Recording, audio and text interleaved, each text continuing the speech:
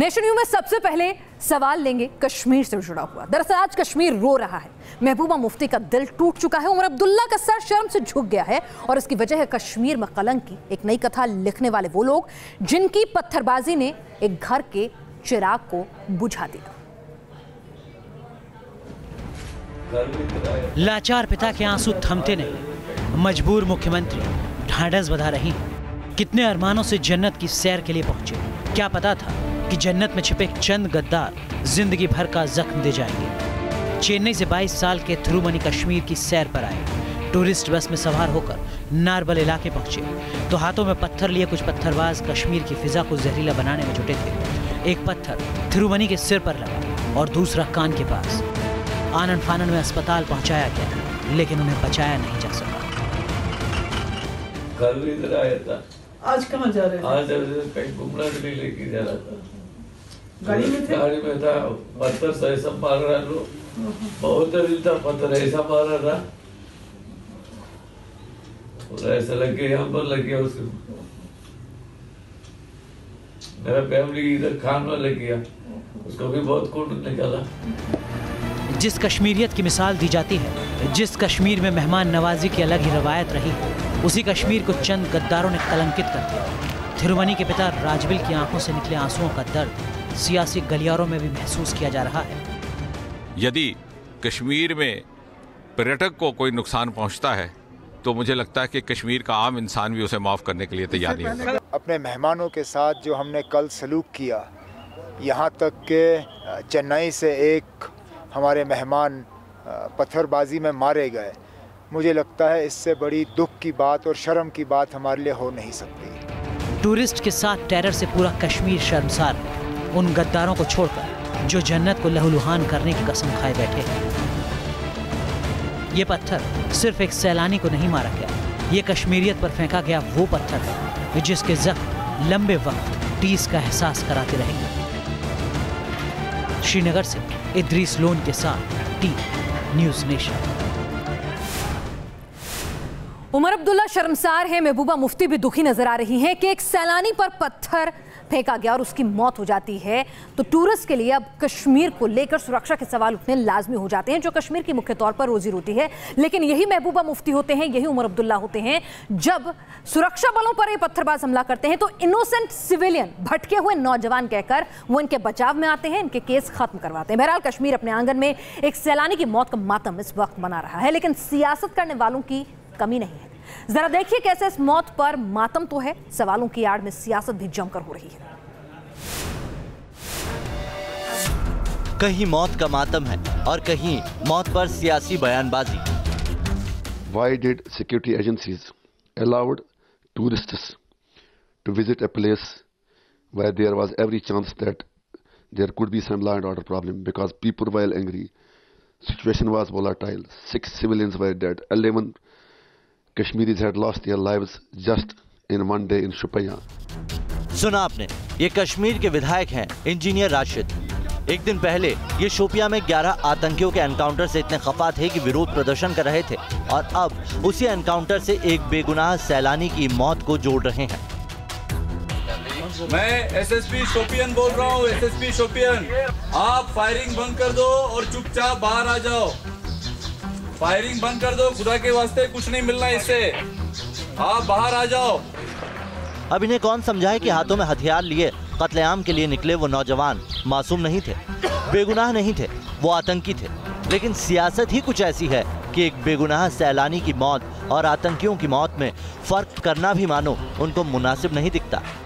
It was not a target stone pelting on the tourists. It was just a coincidence that tourists happened at that place, because you know whenever there is stone pelting, whosoever comes in way, he could become a target.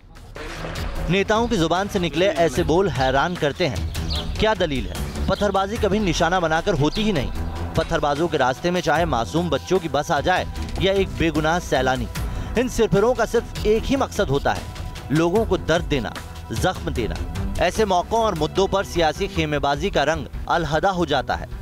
When civilians get injured, when they get killed, does she visit their homes? No, she doesn't. So it is hypocrisy. They are hypocrites. They are pleasing New Delhi. एक बेगुनाह सैलानी की मौत पर महबूबा मुफ्ती का यूं ढांढस बंधाना भी इंजीनियर राशिद को रास नहीं आया। आपको दर्द ये है कि महबूबा मुफ्ती सूबे में आए मेहमान की मौत पर परिवार वालों से क्यों हमदर्दी जता रही है।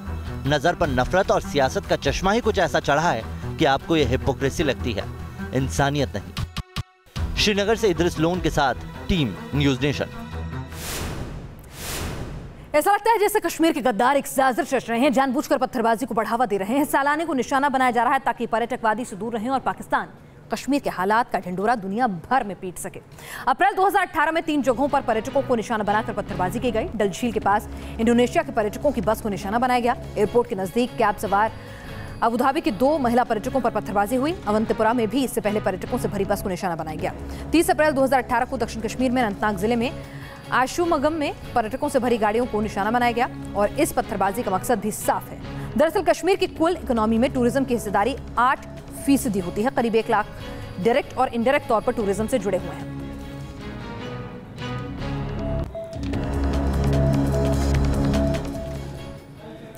और अब बात तूफान की करते हैं, जिसका खतरा अभी भी मंडरा रहा है। मई के महीने में मौसम का मिजाज बदला तो मई में महातूफान तबाही मचा रहा है। 4 मई को करीब 130 लोगों की जान लेने के बाद 7 मई को एक बार फिर इस महातूफान ने दस्तक दी है तो चारों ओर तबाही का मंजर है और हाई अलर्ट है। कहीं उखड़ गए पेड़, कहीं ढह गए मकान, रेगिस्तान से बवंडर उठा। करीब 70 किलोमीटर प्रति घंटे की रफ्तार से तबाही मचाता मैदानी इलाकों में दाखिल हो गया। शाम करीब 5 बजे बीकानेर के खाजूवाला से अचानक उठे बवंडर ने देखते ही देखते पूरे कस्बे को धूल से पाट दिया। चंद पलों में ही अंधेरा गहराने लगा और रात होते होते तूफान की चपेट में दिल्ली एनसीआर भी आ गया। रात की इन तस्वीरों को देखकर अंदाजा लगाया जा सकता है कि हवा की रफ्तार क्या रही होगी। तबाही के इस तूफान ने 13 राज्यों में दस्तक दी और अब 6 राज्यों में भारी बारिश का अलर्ट जारी हुआ है। जिन राज्यों में बारिश का अलर्ट है उसमें पूर्वोत्तर के राज्य असम, मेघालय, नागालैंड, मणिपुर, मिजोरम और त्रिपुरा शामिल हैं। इसके अलावा 7 राज्य, 2 केंद्र शासित प्रदेशों में तूफान के साथ बारिश का अलर्ट जारी किया गया है। जिन राज्यों में तूफान के साथ बारिश का अलर्ट है उसमें जम्मू कश्मीर, हिमाचल प्रदेश, उत्तराखंड, पंजाब, हरियाणा, पश्चिमी उत्तर प्रदेश और 2 केंद्र शासित प्रदेश चंडीगढ़ और दिल्ली में गरज चमक के साथ तूफान और भारी बारिश होने की आशंका जताई गई है। वहीं पश्चिमी राजस्थान में धूल भरी आंधी आ सकती है। इसके लिए एम्बर कलर की चेतावनी जारी हुई है। 35 से 50 तक किलोमीटर पर आवर की रफ्तार से तेज हवा मैदानी इलाकों में चलने का है। हिल्स में ऑलरेडी तीव्रता ज़्यादा है। सर थोड़ा सा ग्राफिक्स के जरिए आप मुझे बता सकते हैं यहाँ पे जो लाइव स्ट्रीमिंग चल रही है? लाइव स्ट्रीमिंग है ये अब से 18 तारीख तक की। ये पीला हम क्या देख पा रहे हैं? पीला बारिश लाइट रेन है। ग्रीन वाला उससे ज़्यादा इंटेंसिफाइड रेन है। ये देखिए कलर कोड 2 से ब्लू वाला जो है 4 से 7 सेंटीमीटर की बारिश। गनीमत रही कि तबाही के इस तूफान में इस बार ज्यादा नुकसान नहीं हुआ, लेकिन अभी वक्त सावधान रहने का है क्योंकि खतरा अभी पूरी तरह टला नहीं है। जयपुर से लाल सिंह फौजदार और दिल्ली से सैयद आमिर हुसैन के साथ टीम न्यूज नेशन। और पीएम पद की दावेदारी को लेकर पहली बार कांग्रेस अध्यक्ष राहुल गांधी ने सार्वजनिक मंच पर कोई बयान दिया है। बेंगलुरु में समृद्ध भारत कार्यक्रम में राहुल गांधी लोगों से मुखातिब हुए और इस कार्यक्रम में एक शख्स ने सवाल पूछा कि क्या 2019 में कांग्रेस को अगर जीत मिलती है तो पीएम बनेंगे। राहुल ने कहा क्यों नहीं। उन्होंने कहा कि अगर कांग्रेस को जीत मिली तो मैं पीएम क्यों नहीं बन सकता। Will you be the prime minister? Well, that depends. That depends on how well the Congress party does. I'm talking of alliances. I mean, the Congress party, if it's the biggest party, yes. We will. Wish you all the best. Thank you. तो कर्नाटक के गद्दी के जरिए Rahul Gandhi mission 2019 का action plan तैयार कर रहे हैं। कर्नाटक में राहुल ने पूरी ताकत झोंक रखी है क्योंकि इस राज्य के नतीजे उनकी रणनीति को तय करेंगे। आइए आपको समझाते हैं कर्नाटक में कांग्रेस के लिए जीत और हार के मायने क्या कुछ हो जाते हैं। सॉफ्ट हिंदुत्व पर इस बार कांग्रेस जो है वो पूरी तरह से फोकस कर रही है। यूथ वोटर्स की एक बड़ी तादाद है कर्नाटक में, तो उन पर भी नजर है। दलित अल्पसंख्यक का मुद्दा जो है वो जोर पकड़ रहा है और मोदी के मुकाबले आक्रामक रणनीति अपनाई हुई है। महंगाई, भ्रष्टाचार के मुद्दों पर घेराबंदी करने की कोशिश पूरी तरह से की जा रही है। एक तरह से लिटमस टेस्ट है। संविधान बचाओ के जरिए संघ को भी घेरने का दांव यहां पर कांग्रेस चल रही है, तो हर तरफ से बीजेपी को घेरने की योजना है और यहां के नतीजे जो है काफी कुछ दशा और दिशा 2019 की रणनीति की तय करेंगे और एक तरह से एक लिटमस टेस्ट का काम करेंगे। दरअसल अगर जीत होती है तो दूसरे राज्यों में भी कांग्रेस कर्नाटक मॉडल को भुनाएगी। ब्रांड राहुल की दावेदारी मजबूत होगी। एक तरह से टोह ले रहे हैं राहुल के नेतृत्व पर विपक्षी जो है बढ़ सकते हैं। हालांकि आपको बता दें, मोदी के खिलाफ विपक्षी दलों की अगुवाई का मौका मिलेगा। अगर हार होती है तो तीसरे मोर्चे की मुहिम एक बार फिर रफ्तार पकड़ेगी। जीत होती है 2019 के लिए राहुल की रणनीति छवि को फायदा होगा, उनकी इमेज भी बढ़ेगी। लेकिन अगर हार हो जाती है तो मिशन 2019 से पहले एक बड़ा झटका।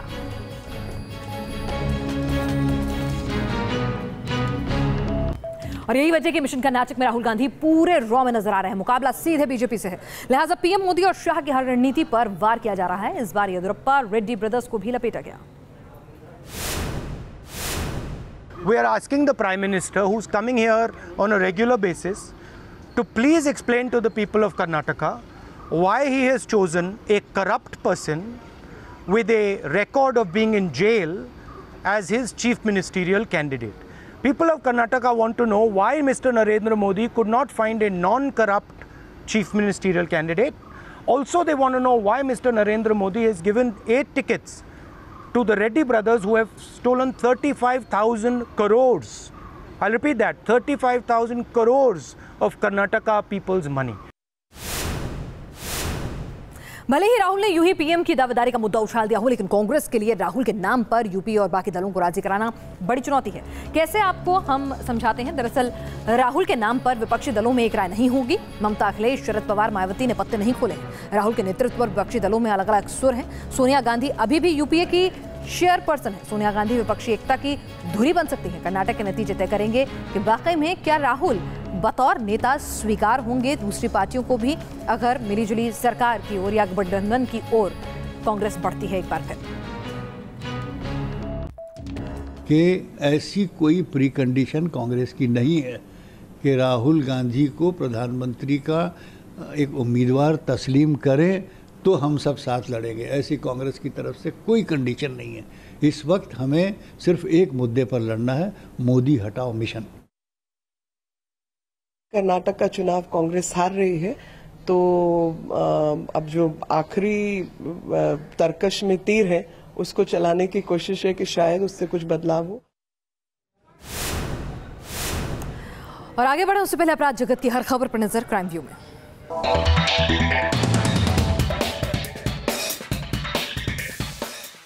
औरैया में सवारी बनकर गाड़ी लूटने वाले गैंग के 2 बदमाश गिरफ्तार। ड्राइवर को बेहोश कर वारदात को देते थे अंजाम। बदमाशों के पास से एक कार जब्त।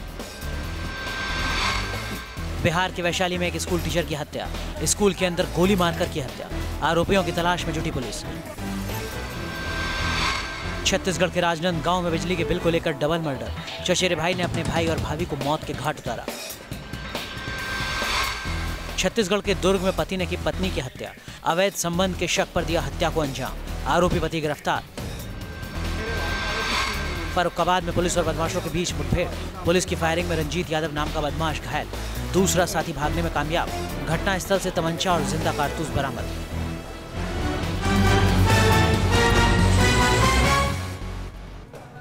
उत्तर प्रदेश के सीतापुर में स्ट्रीट डॉग्स ने 12 बच्चों की जान ले ली। एक ही हफ्ते में 6 बच्चे आवारा डॉग्स के झुंड का शिकार हो गए हैं। डॉगी के कहर से आम लोग इतने त्रस्त हो गए कि उनके खतरे से बचने के लिए प्रशासन अब ड्रोन कैमरे की मदद ले रहा है। हालात ऐसे हैं कि जिले के प्रशासनिक और पुलिस अधिकारी खुद मौके पर पहुंचे और पूरे अभियान पर नजर रखे हुए हैं। लेकिन सवाल यह भी गहरा रहा है कि आखिर अचानक से सड़क पर ये जो स्ट्रीट डॉग्स हैं, आखिर इनमें ऐसा क्या हुआ कि ये इतने ज्यादा उपद्रवी हो गए और इतने ज्यादा हिंसक हो गए कि ये लोगों को काट रहे हैं। ड्रोन कैमरा कल भेजा गया था लखनऊ से, और अगर ज़रूरत पड़ेगी वही रिव्यू कर लेता हूं। अगर ज़रूरत पड़ेगी तो और कैमरा भेजे जाएंगे सो दैट हम एक साथ कई एरियाज़ को मैप कर सकें ऊपर से। और आगे बढ़ने से पहले एक नज़र खेल के मैदान की हर हलचल पर। Sports view.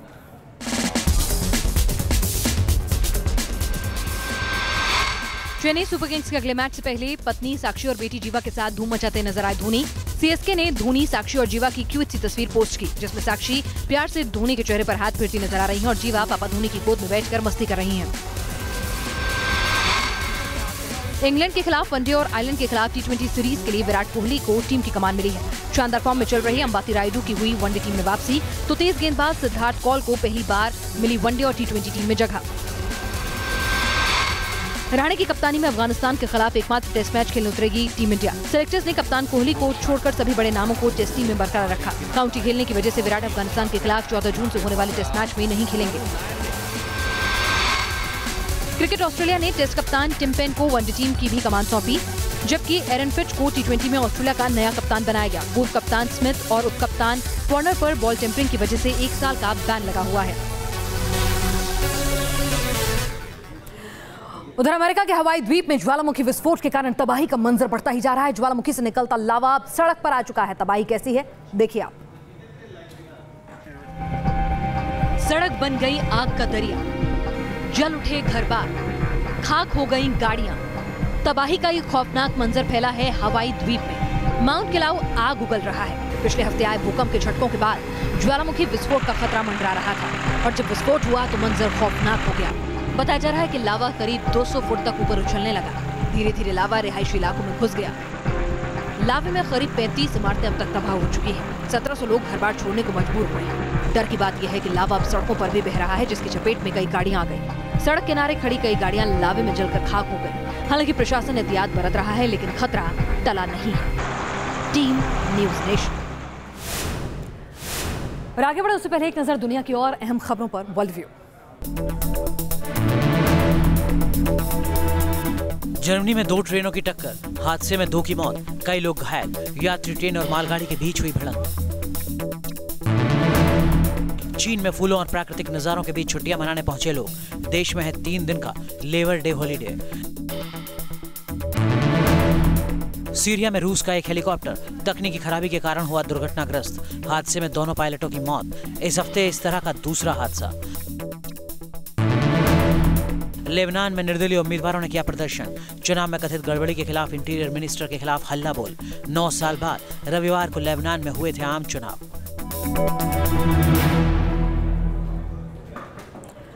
और एक बार फिर अमेरिका और ईरान आमने सामने आ गए हैं। ईरान के साथ हुए अंतर्राष्ट्रीय परमाणु समझौते से अमेरिका अलग होगा या नहीं, इस सवाल से पर्दा उठने में अब कुछ ही घंटे बाकी रह गए हैं।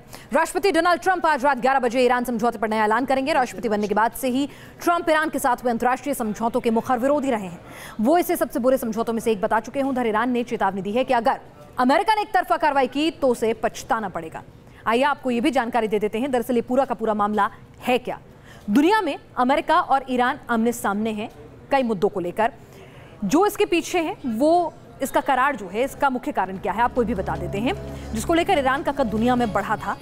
वियना में जुलाई 2015 में ईरान का करार हुआ था। परमाणु कार्यक्रम पर ईरान का 6 देशों से करार हुआ। अमेरिका, ब्रिटेन, फ्रांस, रूस, चीन, जर्मनी के साथ समझौता हुआ। समझौते के तहत ईरान ने परमाणु कार्यक्रम को बंद किया था। बदले में ईरान पर लगे आर्थिक प्रतिबंधों में ढील दी गई। ईरान पर परमाणु हथियार विकसित करने के आरोप लगाए अमेरिकी राष्ट्रपति। अब ऐसा लग रहा है उनकी बातों से, उनकी नीतियों से, कि समझौता तोड़ने का ऐलान कर सकते हैं और ईरान भी पहले ही चेतावनी दे चुका है। ईरान चेतावनी दे रहा है कि अगर अमेरिका ने ऐसा कदम उठाया, अगर वो इस समझौते से पीछे हटता है तो उसे पछताना पड़ेगा, क्योंकि जानकार बताते हैं कि ईरान पर आर्थिक प्रतिबंध भी नए सिरे से लग सकते हैं। अमेरिका और ईरान के बीच तकरार और बढ़ेगी। ईरान पर फिर से आर्थिक प्रतिबंध लगा सकता है अमेरिका। ईरान के सेंट्रल बैंक के साथ लेन देन पर भी असर पड़ेगा। ईरान के तेल कारोबार को बड़ा झटका होगा। ईरान में एंटी अमेरिका मुहिम जो है वो और ज्यादा रफ्तार पकड़ेगी।